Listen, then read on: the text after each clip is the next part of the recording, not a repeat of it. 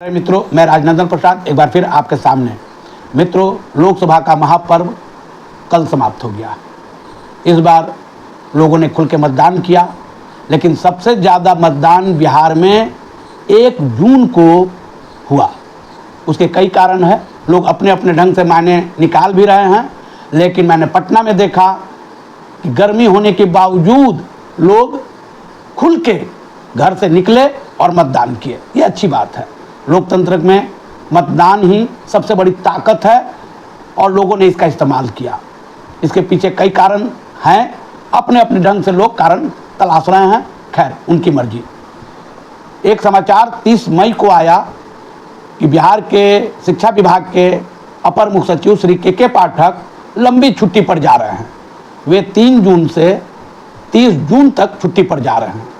ये समाचार 2 दिन पूर्व, चुनाव से 2 दिन पूर्व आया। मैं शुरू से कहता आया हूँ, आज भी कहता हूँ कि सारे समीकरण राजनीति से ओतप्रोत हैं। उसी के तहत सारे निर्णय लिए गए। खैर, निर्णय सही था या गलत था ये तो वक्त बतलाएगा, लेकिन मेरा मानना है कि सोची समझी रणनीति के तहत उनको लंबी छुट्टी पर भेज दी गई। आज उनके स्थान पर डॉक्टर एस सिद्धार्थ साहब, जो माननीय मुख्यमंत्री के प्रधान सचिव हैं, को शिक्षा विभाग का बागडोर सौंप दिया गया।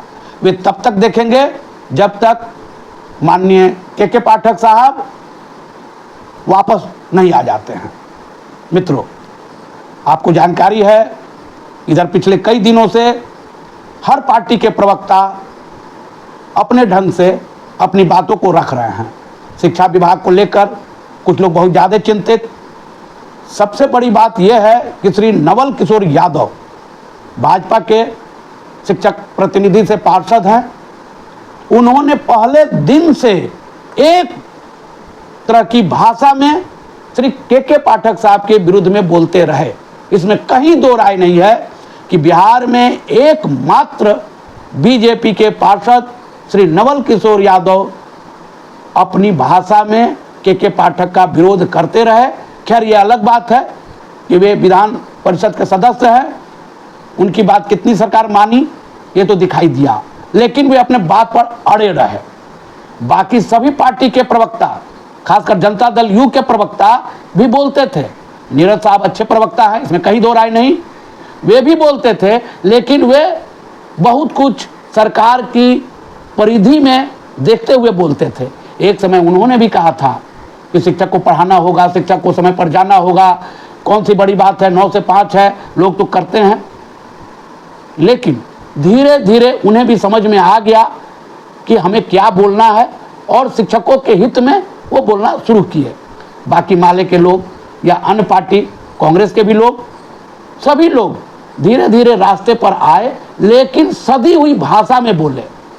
मैं जानता हूँ वे लोग भी कड़े शब्दों का प्रयोग नहीं कर सकते हैं, क्योंकि उन्हें मालूम है ये राजनीति है। आज कौन आदमी किस पार्टी के साथ है, कल वो किस पार्टी में चला जाए या किस पार्टी के साथ गठबंधन बना ले, इसलिए भाषा को लोगों ने मर्यादित रखा और कम बोला।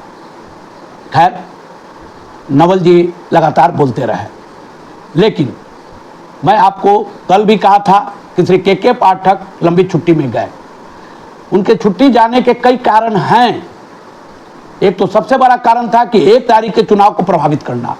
मित्रों, ऐसे नहीं हो सकता। ये छुट्टी पर जाना होता तो बहुत पहले ही चले गए होते, लेकिन सारे चीज़ों को देखते हुए 6ठा चरण तक का चुनाव का लोगों ने आकलन किया। आकलन करने के बाद उन्हें लगा कि नहीं, इन्हें छुट्टी पर भेजना जरूरी है, नहीं तो कई जगहों का, शहरी क्षेत्रों का मतदान गड़बड़ा जाएगा। और आ भी रहा है।